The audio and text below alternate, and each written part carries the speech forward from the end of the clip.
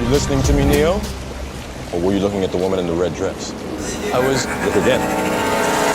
Well, the man of the hour, Mr. Zetetic Warrior, welcome. First time guest. But you this morning, Z, you kind of pumped me up. You're like, yeah, man, I'm going to come over there and talk some flat earth shit. So I'm all about it. I figured it. Well, because you had said it a while ago. You said, Z, I do some flat earth stuff. We talk about the earth. And I said, you know what? All right, let me come over. Let's just fucking do it. I was in a mood with the flat earth thing. I'm realizing, Steve, that I'm not afraid to call myself a flat earther. For a lot of people, they don't want to embrace that term because it comes with a lot of bullshit, right? It comes with certain expectations, certain understandings, and people classify you in a certain way. But I don't care. I'll say it. I'm a flat earther, and I'm realizing now that places me in a very particular category. I'm not going to escape that. If I'm a flat earther, I'm going to be a flat earther. So I realize it pigeonholes me in a certain way. So I'm like, you know what? I'm just going to jump into it. I haven't been shy about it up to this point, and I'm not going to stop. First heard about the flat earth in 2015. That's kind of when it launched on YouTube. Now, you have to understand, flat earth didn't start on YouTube. As soon as they started mentioning a globe in relation to this earth in popular academia and education, as soon as that started coming out, flat earthers came out. It was right around the late 1800s, and they really started pushing it, okay? As soon as they started pushing it, people came out and said, whoa, this really doesn't hold up to scrutiny. A lot of people think flat earth is a YouTube thing that's new. It's not. But 2015 is when it hit really big on YouTube. It was very late 2014, but 2015 was the year that flat earth exploded on YouTube and other social media. That's when I heard it. It was a video that came out. It just said we could see too far, the earth is flat. Now, I didn't reject it outright. I just said, okay, that's interesting. I don't believe it, but let me just register that in the back of my mind and my consciousness. I can see too far. They're saying it's flat. That's crazy, and I'm trying to figure it out. It was only 2 years later. It took me 2 years. I wasn't doing intensive research, but I was just kind of listening. I've always been around these communities, right? 2017, finally, one day, somebody said something. The thing they said, it was like the dam broke. When the dam broke, it was the thing that clicked in my consciousness. I had a complete paradigm shift, and it all hit me at once. And I said, fuck, this is a real thing. So it took me 2 years. And then from 2017, I'm a fucking flat earther. Now here we are in 2023, and all the things that, went along with it. So that's kind of was my journey a little bit. It took me 2 years. So like you said, I kind of planted the seed with you 6 or 7 months ago. Now we're here at least having a rational conversation about it, but I'm a flat earther's flat earther. The thing about flat earthers is we know each other. Like I could see Sean Alke. He knows, we both know we're flat earthers. Mad Mac, we know it. Emmanuel, know it. You see, we just know each other when we see each other. There's certain things we can pick it up very quickly. We know each other when we see it. We see other people. There's the other people. They're like, oh, it could be a globe. It could be flat. Oh, what does it matter? Blah, blah, blah. But flat earthers know each other. We call it like Angela Baby Carson, same thing. You just know them when you see them because it's a vibe and it's understanding. It's a worldview. It's a lifestyle. So that's kind of a little bit about my journey. As far as my life, I mean, there's consequences to being a flat earther. Any flat earther in here knows that. There's consequences. You start telling your loved one that you think that the earth is level horizontal and it's a fucking flat earth, there's going to be consequences. You start telling people at the Thanksgiving table, you start telling your uncle who's the engineer, you start telling your cousin who's some smart mathematician, you tell your old uncle whose father worked for NASA and designed something for the Apollo missions. They're just going to think you're crazy. You're going to be ridiculed. You're going to be minimized. You're going to be made to feel as though you're the fool. There's consequences to embracing a lot of truths. It's not that much different in the past 3 years. If you're a person who said, I'm not sure about this recommendation that popular medicine is recommending for this, so-called pandemic, And people would react similarly. But the flat earth has a particular reaction from people because everyone is already programmed to think it's the stupidest thing you could ever say. Oh, well, people used to think the earth was flat until we became smarter, until we learned. People are predisposed to think it's literally moronic. Now we're walking around here being looked at as the morons. What we understand that most don't realize is the world is under a mass deception, a deception the likes of which are hard to comprehend. And to me, that's the biggest issue with understanding the lies of NASA, the lies of the globe, and embracing that we live in a level, horizontal world, is because most people cannot grasp the magnitude of the deception. So because they can't understand how or why such a huge deception could be perpetrated, they reject the evidence that shows that there are no proofs to the globe and heliocentric model, and indeed all proofs point to a level horizontal world in which oceans do not show curvature. Water lies level and flat when at rest.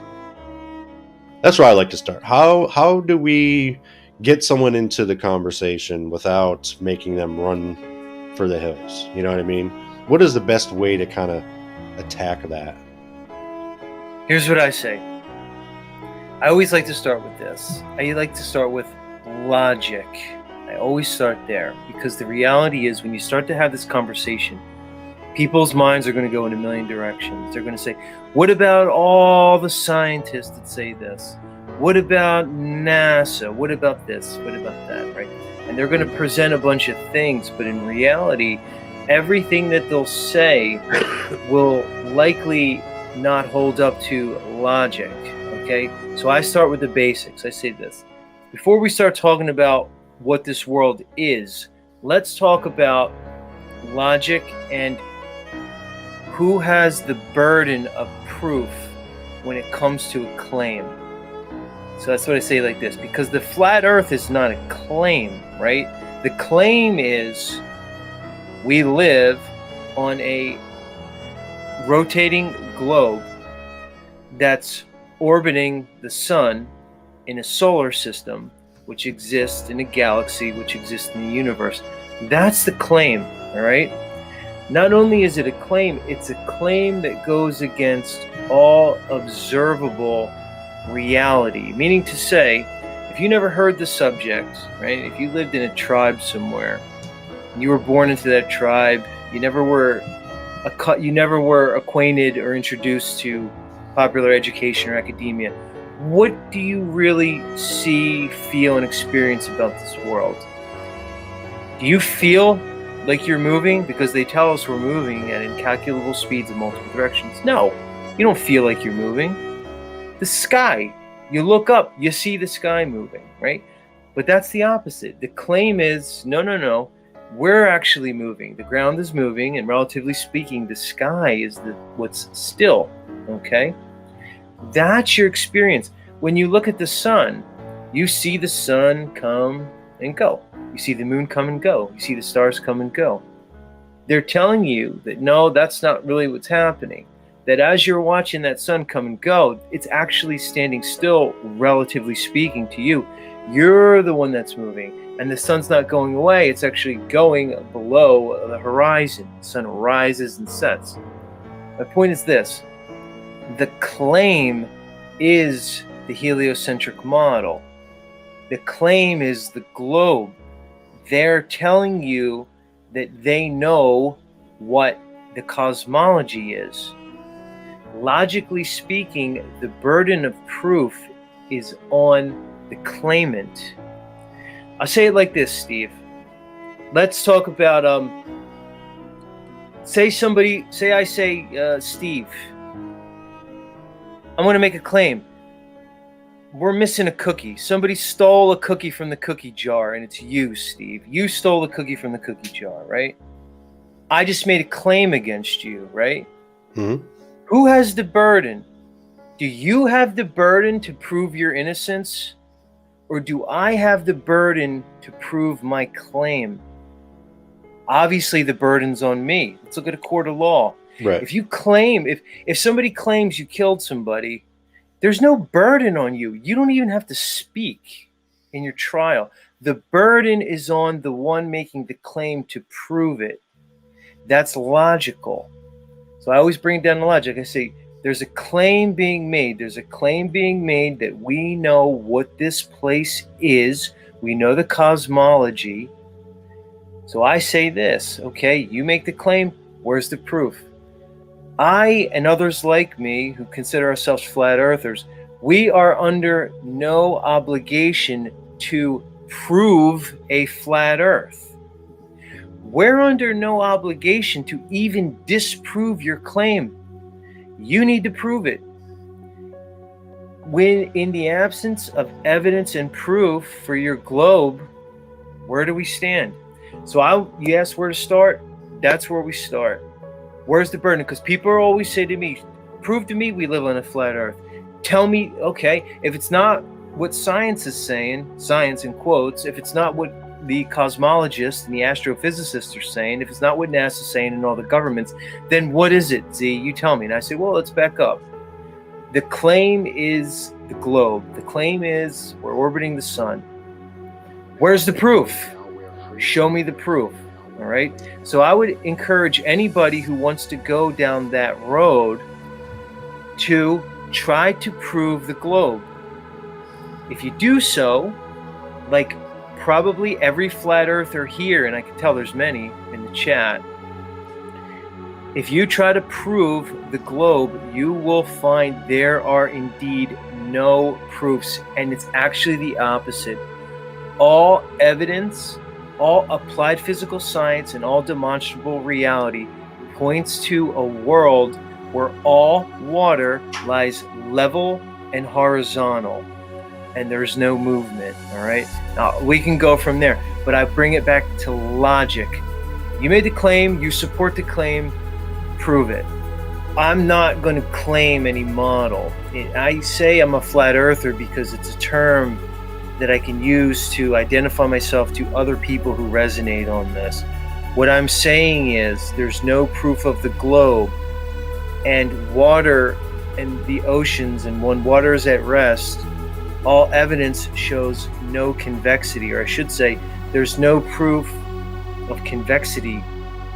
So if oceans don't curve and oceans lie level and flat, then how could there be a globe? That's really what it is. But your point is well taken, Dominic. To get into some false binary is probably another trap, a psyop, and a deception. Most flat earthers understand that, but I don't want to take that away because people will obscure it. They'll say, well, then what does it matter if it's a globe or it's flat? That's not what it is. The point is they appear to be lying about the cosmology, right? There appears to be a great deception. That's the point. If we get away from that, we start to, because people will say to me, well, you can't prove you can't go high enough. See, when Dominic, you said you can't go high enough, you're right, but you don't, there's other ways to measure things, okay? When you look at science and a scientific method, you look at a few things. A thing needs to be, you have to take a phenomenon. It has to be observable, measurable, and then testable, and then you need to be able to repeat it. That's how science works. So you don't have to just go real high to see it. There's other things you can do to disprove the globe that they say we live on. They say we live on a globe that at the equator has a circumference of roughly 25,000 miles, all right? Say 24,901.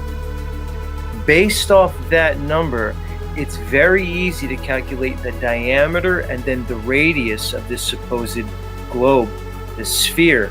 You can use very simple geometry to figure out what the curvature rate should be.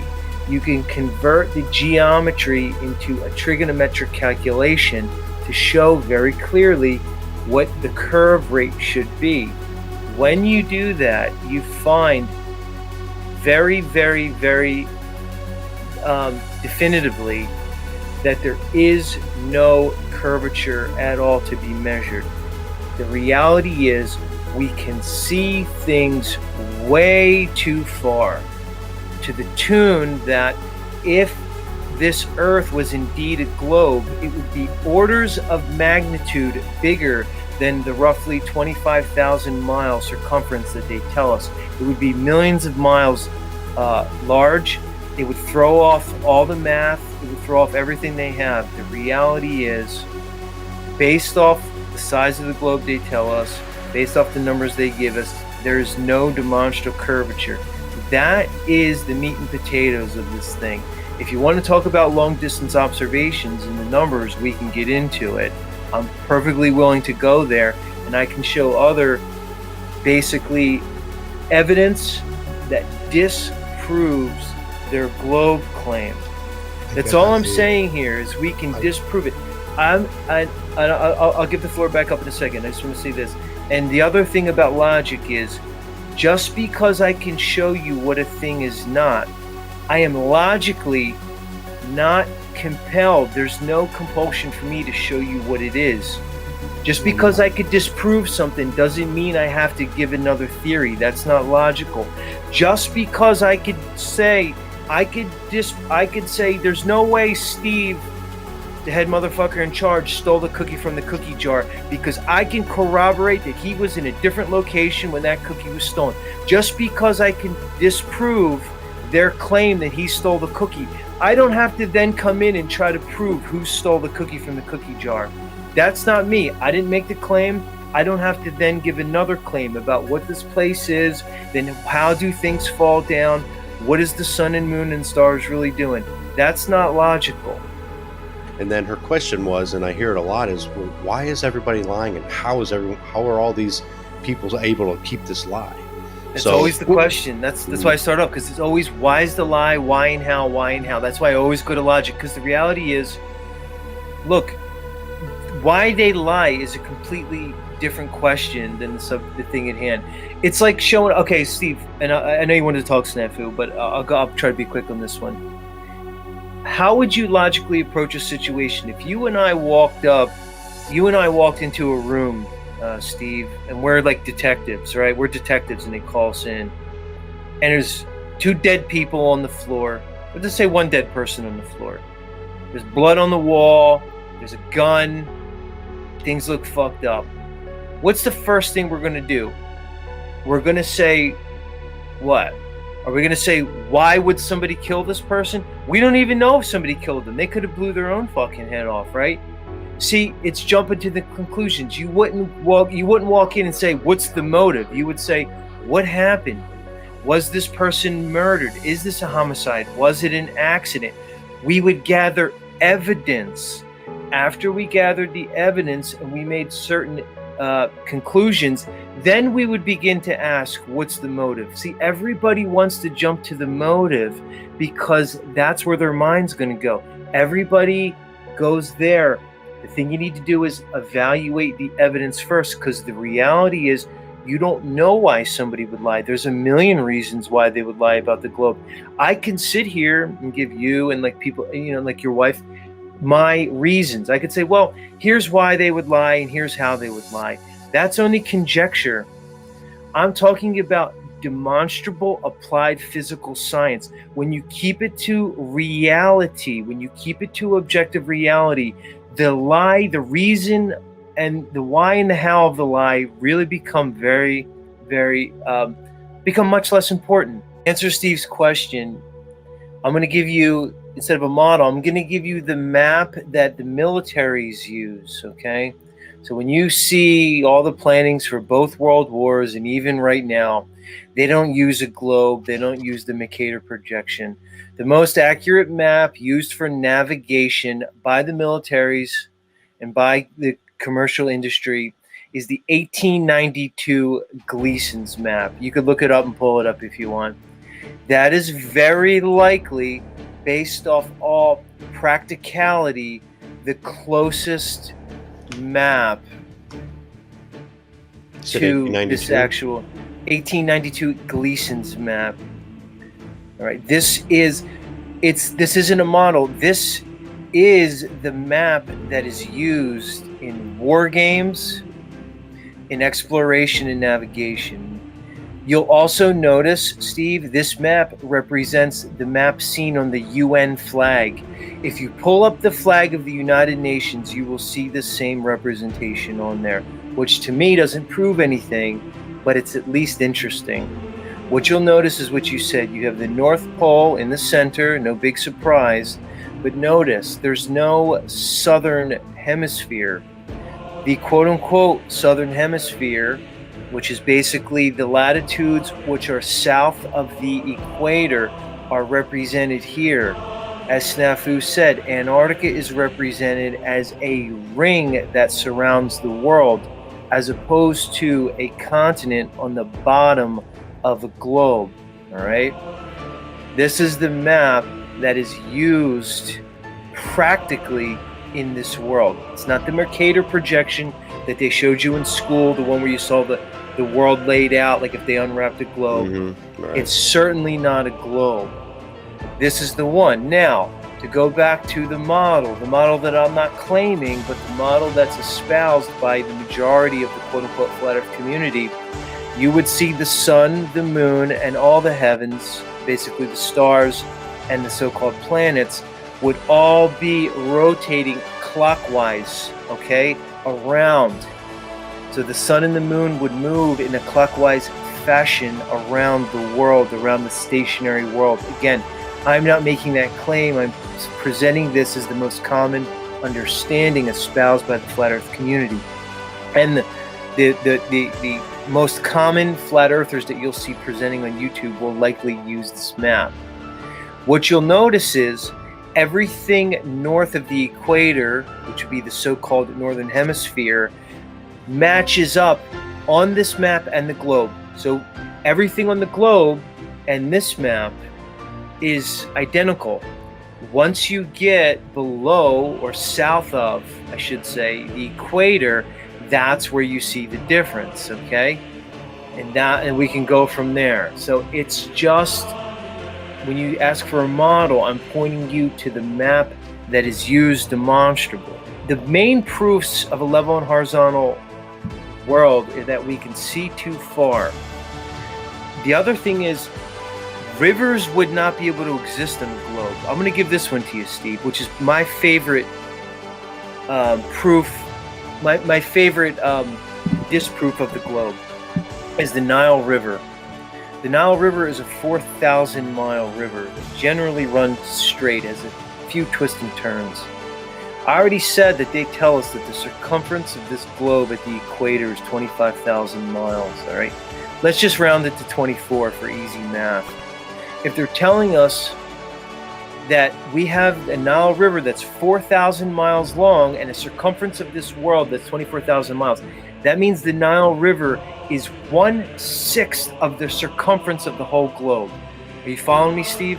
Mm-hmm. That means the Nile River in length is 1/6 the length of the circumference of the globe. So I want you to picture a basketball, and if you took a string that was 1/6 the circumference of that basketball and laid it on top, that's the Nile River. What I'm trying to point out is the reality is, if the Nile River were to exist on a globe, it would half of that river would have to flow uphill to the tune of hundreds of miles. Do you understand what I'm saying? Rivers would be flowing against gravity. The Nile River, or any long river, the Mississippi River, the Amazon River, disproves and debunks the globe right on its face. You see? Well, there's quite a few rivers that flow up, right? No rivers flow up. All rivers flow down. All water goes down. It would only have to. What I'm trying to say is, if we existed on a globe, it would mean that rivers are flowing against gravity. I'm showing that that's impossible. But that assumes that in space there would be no top of the world, right? It's just matters of perspective. So it wouldn't right, because it's not about the top. Because gravity. The theory of gravity is it's pulling everything towards the center of the globe, which is the center of mass. And if we want to get in the upside down thing, that's another thing, because we assume gravity. The only reason you need to know what... the only reason, someone else talks, so I'll give it up in a second. The only reason you even need a concept of why things go down is because somebody told you you were on a globe. If you take away the globe, you don't need to know why things go down. Things go down because they're more dense than the air around it, basically. Now, I can give you other theories of quote-unquote gravity, but the only reason you need the theory of gravity, it's called the theory of gravitation, which means that mass is being attracted towards mass, which is based on Einstein's 1915 theory of relativity. That is how they're defining gravity now. But I'm gonna yield on this. The only reason you need to be told why things go down is because they say you live on a globe. If you never were told you were living on a globe, things go down because they're heavier than the air, plain and simple. The reality is people have to understand that the theory of gravitation, proposed like Machine Lies said by Newton and then expanded upon by Mr. Einstein, is a theory. It's not a law. It's not a physical law. See, that's what people have to understand. A theory will always be a theory until it's proven. A law will always be a law until it's disproven. The reality is the theory of the globe, the theory that we're orbiting around the sun, is not proven, and more so goes against all the laws of physics. I tell people you don't live on a globe because the globe is physically impossible. It can't exist because it violates all the fundamental laws of physics. Plain and simple. Plain and simple. Because if we were moving in the way they say we're moving, we would feel it. We would see it. All right? If we were existing in an atmosphere next to the near perfect vacuum of space, it would be impossible. You can't have that situation. You can't have atmosphere existing next to a vacuum. It violates every law of physics there is. It only doesn't make sense because when you bring this topic up to people, they're presupposing the model that they were taught. That's what people can't buy. It's a begging the question fallacy. I'm going to bring it back to logic, because when one is trying to prove something, it's a logical fallacy if you're presupposing the very thing you're trying to prove. People presuppose globe from indoctrination, and that's the problem. People are no longer taught how to think. They're actually taught how not to think. So I wanted to go back to the railgun. I guess you had already spoke about the railgun, Z. Is that what? Well, I spoke about it maybe a couple weeks ago on my show. So the railgun is a Navy. It's basically a modern day cannon. All right. So it shoots a projectile. It shoots a 7-pound projectile. All right. At over Mach 7, almost Mach 8. Okay. It shoots a projectile line of sight 115 miles. All right, Steve. It's a cannon that shoots a 7-pound projectile 117 miles. It uses electromagnetics. All right. I understand. I mean, I know the railgun. I was just curious of where this is fitting into. Okay, so I want you to think about it. So 100 miles. Now, we told you that. I said that they tell us that the globe that we live on has a certain circumference at the equator, and that's roughly 25,000 miles. The reality is, at 100 miles, there should be over 1.5 miles of drop. Do you understand? That means there should be 1.5 miles bulge of earth in between that gun and the target, dude. That's like 8,000 and some feet. The question is, how could the railgun hit a target 115 miles away when there should be 1.5 miles of drop? What I'm trying to say is that target should be occluded by a mountain of either earth or water, right?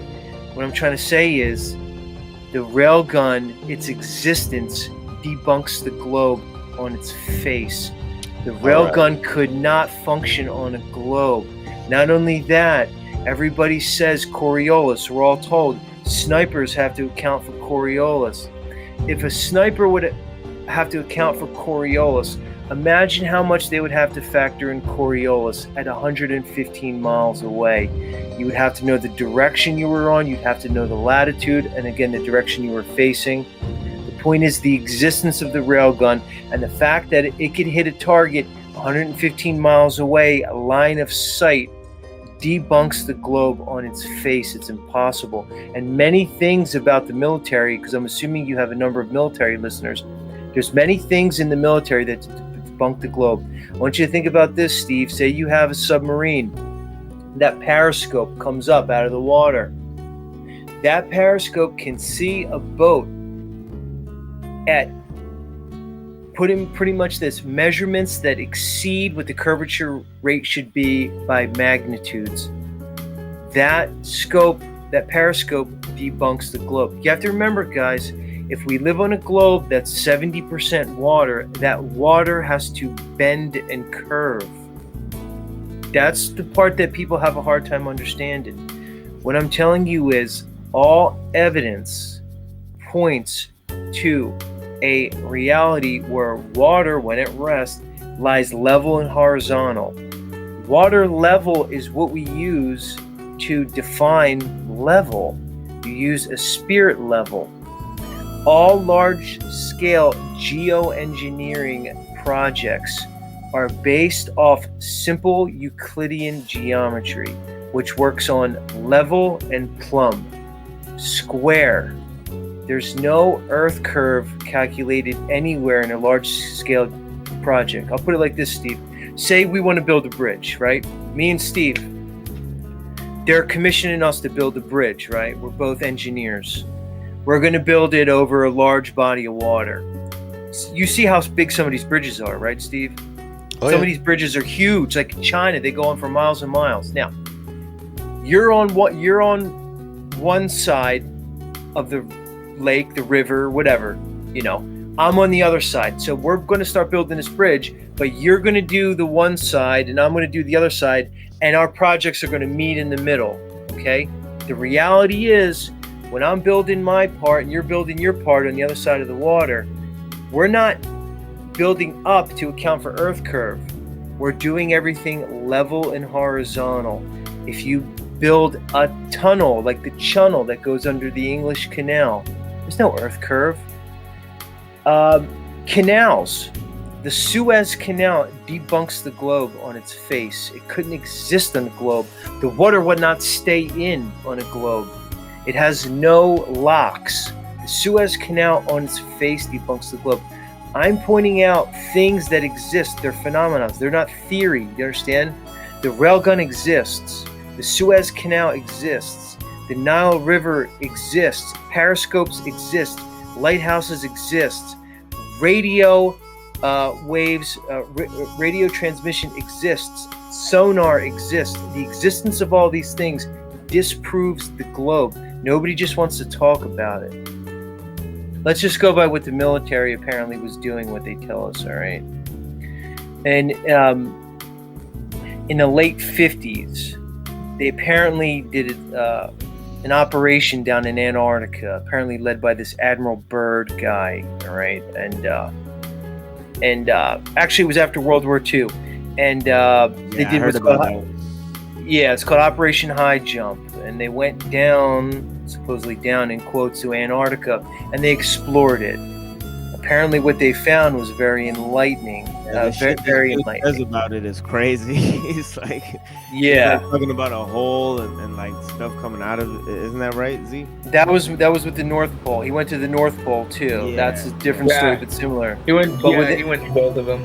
Yeah, but with Antarctica, he said they found an area of land larger than the Americas that was unexplored, okay? That's not describing the Antarctica that they give us, which apparently is 13,000 miles in circumference, okay? So, the point is, they went down there and they did Operation High Jump, all right? At some point, they after that, they signed what's called the Antarctic Treaty, which I believe was 1958. Snafu alluded to it. The Antarctic Treaty was signed by all the major players and nations of the day that said that nobody can do independent exploration of Antarctica. Antarctica was off limits to the plebes. A year later, in 1959, they formed NASA, okay? In the early 60s, 1960 or 1961, they performed a military operation apparently called Operation Fishbowl, all right? It was with an Operation Fishbowl, they apparently sent a bunch of bombs up really, really high, and they found out that when they hit a certain level, they exploded. Apparently, they used this testing to, as Snafu said, show that there is a hard firmament-like substance that apparently is in the sky, which would make sense to me if we have an atmosphere. But again, these are all like stories and things like that. So the idea is that the military apparently knew when they were instituting NASA that nobody was going to go to fucking space. There was no globe. It was all bullshit. And actually, we may live in an enclosed system that indeed is level and horizontal. It goes back to what Snafu was saying. The military knows. It's not just a bunch of goofballs like Z on the internet coming up with theories. It's just that the people in the know are aware of information that they're keeping from us, which goes back to the deception. The military knows. The people who run shit know. This isn't like something that they're unaware of. Which begs the question. The people are going to say, well, what is NASA? What does that mean? Are they just faking everything? And that's a completely different story. But what you want to look at, you look at Operation Deep Freeze. If you want to do the research, you look up Operation Deep Freeze, Operation High Jump. They were both had to do with Antarctica, and then Operation Fishbowl, which took place in the early 60s when they were apparently finding the firmament. If you look at the Encyclopedia Britannica from 1958, it will show you that they found a firmament at 13,000 feet. 13,000 feet in Antarctica. Okay, they found a hard ceiling. They put it in the Encyclopedia Britannica in 1958. You could still find it. Once they signed the Antarctic Treaty, once they instituted NASA, by 1959, that information was gone, never to be heard from again. Steve, I, Flow State, Machine Lies, and Snafu, if we had $1 billion each and we wanted to go to Antarctica, they wouldn't let us go. We'd have to get permits. We'd have to go through a governmentally approved company. They would bring us down to a small peninsula. They would show us some penguins, and they would turn us around. We cannot go to Antarctica. We can go to Mount Everest. We can explore everywhere else. But for whatever reason, we can't go to Antarctica, and that's a fact. So as far as the firmament, whether there is one or not, here's what I'll say. A couple things. One, there has to be some type of container, because as like I said, if we have an atmosphere, see, you could measure the atmosphere. It's something like 14.7 psi at ground level, all right? And there is a gradient, okay? So there's less pressure as you go up. There is a gradient of pressure. But nonetheless, we live in a pressurized system. The reality is you cannot have a pressurized system existing next to a negative pressure system without a container. If you have a propane tank, you need the tank. Once you remove the tank, once you pierce the tank, the pressure will equalize violently and instantaneously. Air pressure equalizes in all directions with no downward bias, okay? That is the second law of thermodynamics, of entropy. Most people associate it with heat. It works with heat too. But the second law of thermodynamics shows that gas pressure will seek an equilibrium. You cannot have a pressurized system existing next to a vacuum without containment. It goes against all the laws of physics. Only a theory of gravity can tell you otherwise. And again, it's just a theory. Nothing shows it. But that wouldn't apply to the sun. How would you explain the sun holding together, though? I mean, well, because you would have to presuppose what the sun is. Who says it's anything? Well, in the heliocentric model, it wouldn't work. It can't be a ball of gas in a vacuum that's on fire. Yes, exactly. It's the same principle, exactly. How can you have gas existing next to a vacuum without containment? People will just say gravity and over again, and I'm saying it's a theory because if you test it physically, it doesn't happen. I'm going to put it like this, Steve. Ready? Here. If gravity is holding the air to the earth and keeping it from escaping into the vastness of space, you should be able to demonstrate here where gravity is the strongest on the ground, because it's supposedly stronger here than way up in the sky. You should be able to show that. But the reality is, Steve, if you take a pressurized system and then you have, let's say, a container, you have a contained pressurized gas, and then on top of it, you have another chamber that's empty. If you open a valve, okay, and then join those two chambers, if you open a valve, you'll find that that gas instantaneously equalizes. If gravity was holding the atmosphere down, it would hold that air pressure, it would hold that air down and prevent it from going up into the chamber, but it doesn't. Gas pressure seeks equilibrium instantaneously. It's the second law of thermodynamics. It's a law because it happens always.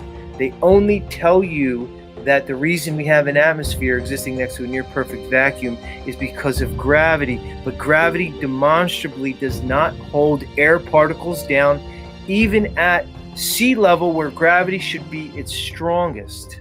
Is it pulling you down or is it pushing you down? You know what I mean? Well, we can go into gravity because there's different theories of gravity. Now, gravity just means weight. Gravity means that things have weight to them.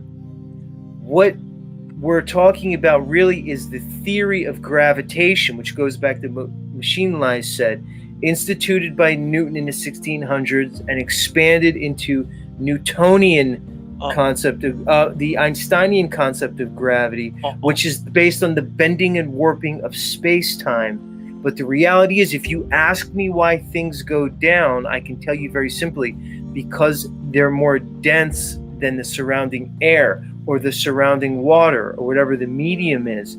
Things that are less dense rise, like a helium balloon. On that note, I want to mention two things that I've heard that I don't know much about. One being that heliocentrism is tied to Luciferianism, and number two would be that like people like Mean Mr. Mustache and like the Vril Society and all this are like like a lot of occultism in general is tied to flat Earth.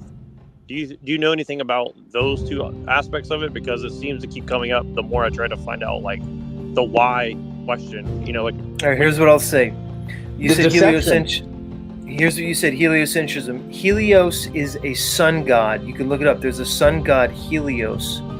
Many people say, as you did, that for occult ritualistic reasons, they metaphorically and metaphysically designed a model that places the sun in the center of everything as opposed to the earth. So there's an argument to be made that they say that the sun is really the center of everything and everything revolves around it, as an ode to the sun god Helios or Apollo or whatever other version in whatever culture throughout history you want to tie it to. So there's that. Now, as far as occultism around flat Earth, I really can't speak to that except saying maybe these mystery schools were just aware that we live in an Earth that appears to be flat, or should I say level and horizontal. Flat's not really a shape, it's a description. It's level and horizontal. Maybe the Vril and the Tool Society of the Aryans, the so-called Aryans, and the Nazi Party, maybe they were just aware of the reality. Of course the Nazis knew it was bullshit. Why do you think the Nazis were so enamored with Antarctica? Why do you think they all ended up in South America, which is a hop, skip, and a jump away to Antarctica? If you want to get to Antarctica, you got to go to South America. That's the best way to get there. It's right there if you go down to the Tierra del Fuego, which is the Ring of Fire. Not the Tierra del Fuego. Yeah, maybe that's. I got to look up the article. But anyway, it's the southern tip of South America that's right near Antarctica. Why the hell were they all there? Why were they so interested in Antarctica? It goes back to what the original gentleman was saying. Are there other lands out there that they're hiding from us? Are there other beings out there? Why the secrecy around Antarctica, and why were the Thule Society and the Nazis so associated with it? The Nazis were just basically the modern incarnation of the Aryan understandings. When they say Aryan, it's not what we were told. We know Aryans as the Nazis. The Aryans were a culture that preceded the Vedic culture, which is the Hindu culture. The Aryan culture may be the oldest culture that we could point to on this earth, even older than Sumerians. For some reason, the Thule Society and these occultists were very interested in Aryan understanding, which would probably show the true nature of this earth. So, Z, you see this asteroid Bennu? Do you believe that? Yeah. Do you believe that was a real mission? No, I don't believe anything that NASA says. I'm not saying everything's complete bullshit, and they may be up to other things, but no, I don't believe that they went 15 billion miles out into deep space, took a sample from an asteroid, came back, and then studied it. No, I don't believe it at all. You saw how they were making a big deal about how they were just so shocked that there was dust on everywhere. I saw them make a big deal in the summer of 1969 where they had everybody watch Neil Armstrong and Buzz Aldrin walk on the moon too. I saw that, man. It's just par for the course, man. It's just par for the course. The reality is, if we can go into outer space, if outer space was a place that we can go to, if the moon was a place we can go to, they would have never needed NASA. The Air Force would have did it. You wouldn't have needed NASA. If there were, you would have expanded aerial technology and flight technology to space. NASA was created as a complete deception, as Snafu noted. It's complete bullshit. NASA was founded by and instituted and led by one Werner von Braun, who was a former Nazi SS officer that was brought over here with all the rest of them in Operation Paperclip. Like, I know you're extremely educated in this level of the scriptures and text. Let's just say it's a hypothetical. It can be proven that we are literally on a globe, solar, everything that we were taught. Let's say it was actually true. And even though we went and tried to find the flatness, how does that change everyone's religious history? Well, here's the thing though, Steve. Most religious people now believe in the globe and all that stuff. If you went to the average church, if you Steve went on Sunday to church, closest church to you, whatever denomination, and you interviewed everybody in there. Every single person, except maybe one or two out of 100, is going to tell you, yeah, it's a globe, it's a heliocentrism, it's this, it's planet. They're all going to say it. So there is no contradiction. There's no separation, man. When people like me talk to religious people, you would think it's like what you said. They would be like, yeah, man, God said he separated the waters from the waters in Genesis. Then he created the sun and the moon. And then there was a flood where he opened the floodgates of heaven and stuff. No. All the religious people, they're just embracing the globe, man. That's not it. Well, I was going to say about the Bible, man. If you look at the Bible, what does the Bible say?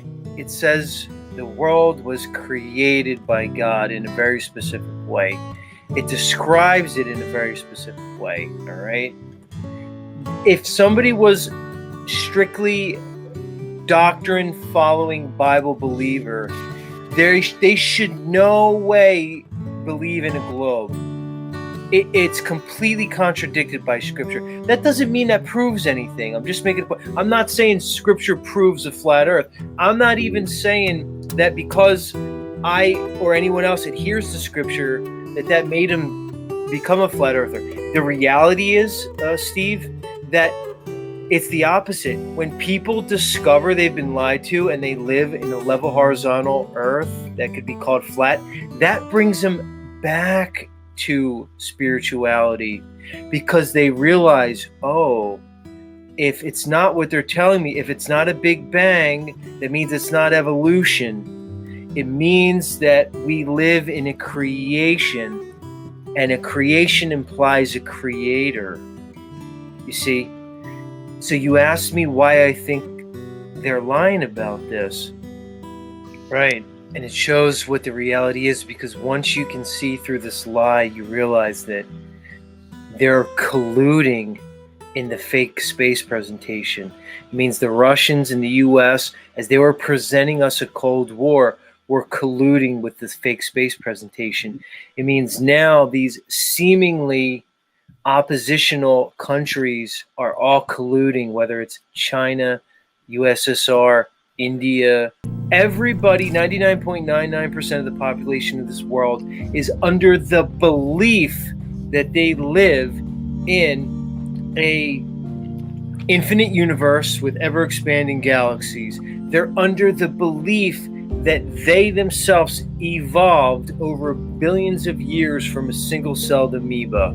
They're under their belief that everything was created from a big bang where nothing became everything, and somehow matter formed together to basically progress to the humans that we see today, and that you basically evolved from pond scum.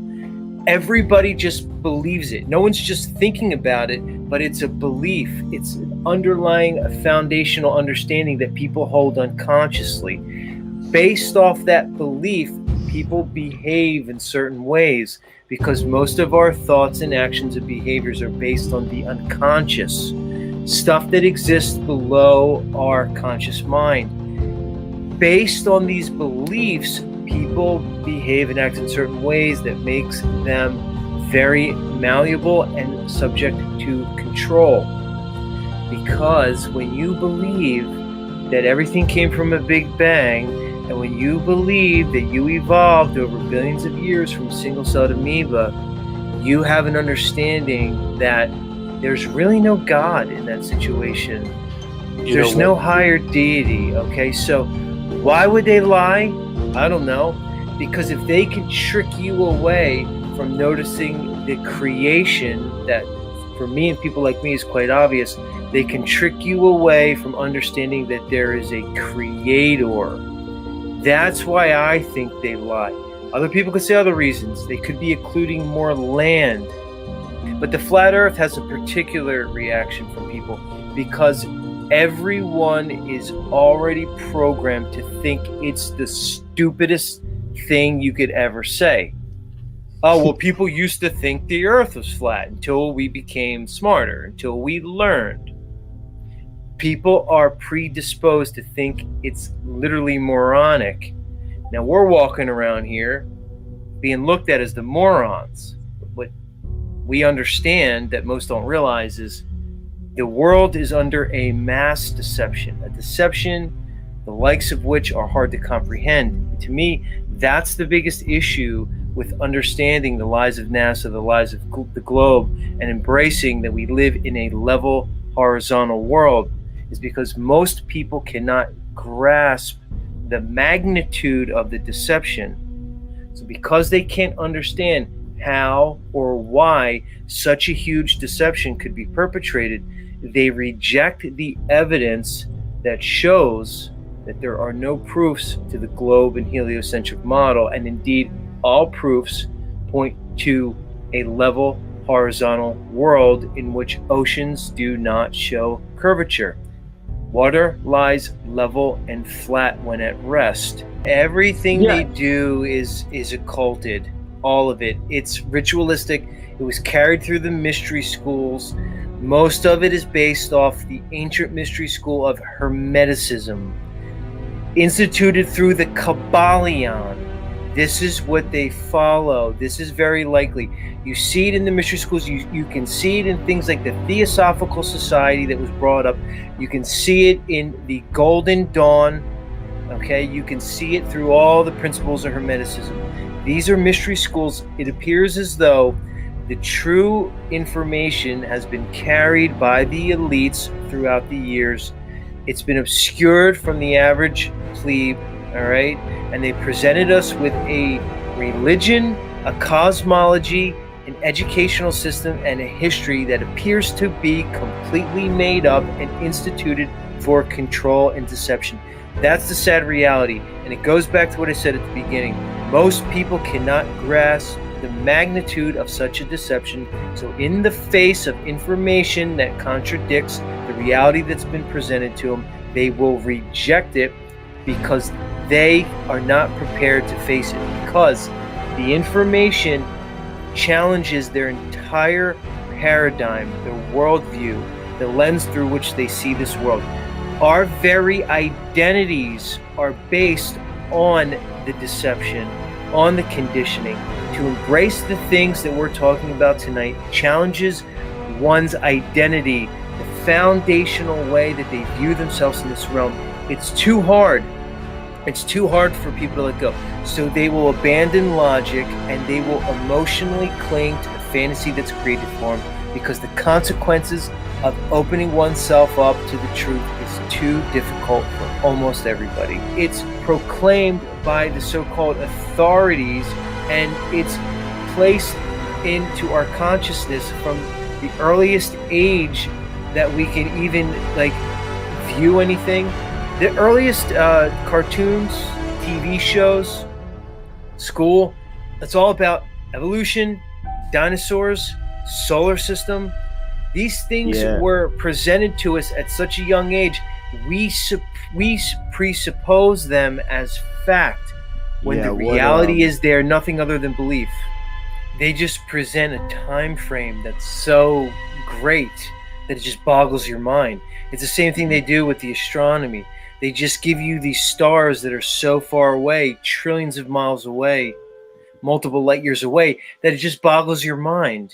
If you can get the mass of humanity to believe in something that contradicts their experience, it contradicts their entire reality, you can get them to do anything. If you can convince a bunch of people that they're moving when you obviously know you're not moving, you then have a society ripe for control.